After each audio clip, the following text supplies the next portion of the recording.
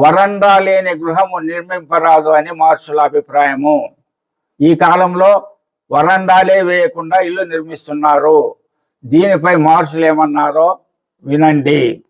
నానలింద గృహం కల్ప్య తత్కపాలమితి సన్నికం నివాస సౌఖ్యకత్వేన వర్షశీతానిలాతపై